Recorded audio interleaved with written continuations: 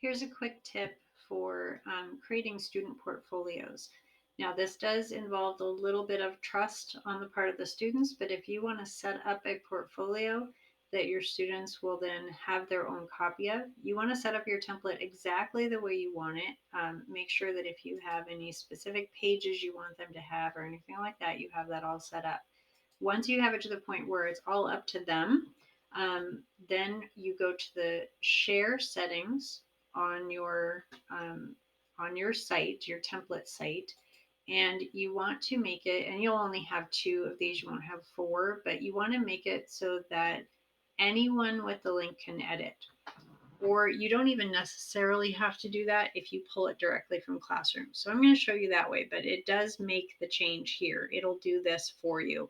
So what you can do is go to Drive, set up your assignment, and I'll talk about the directions I have here in just a second.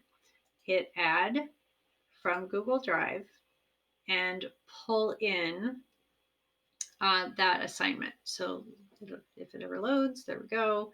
Here's my bio 2, insert. And now I want to make sure that I'm making it so students can edit this file. Then I don't have to change those sharing permissions. Classroom will do it for me.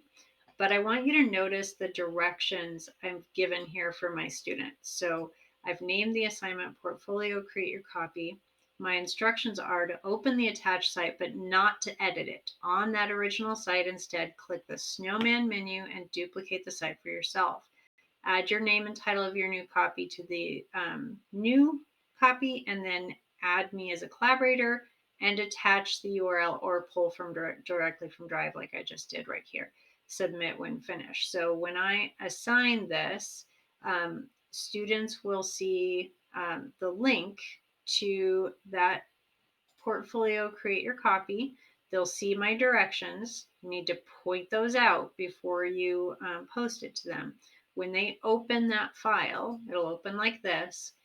They can click on the three dot menu and duplicate the site. When they duplicate the site, it will be in their own drive.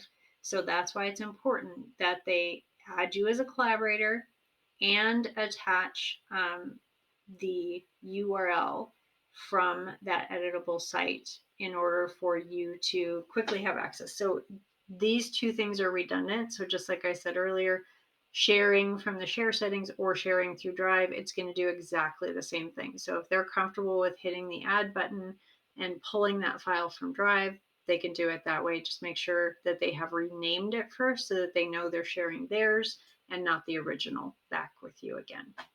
All right. Let me know if you have any other questions.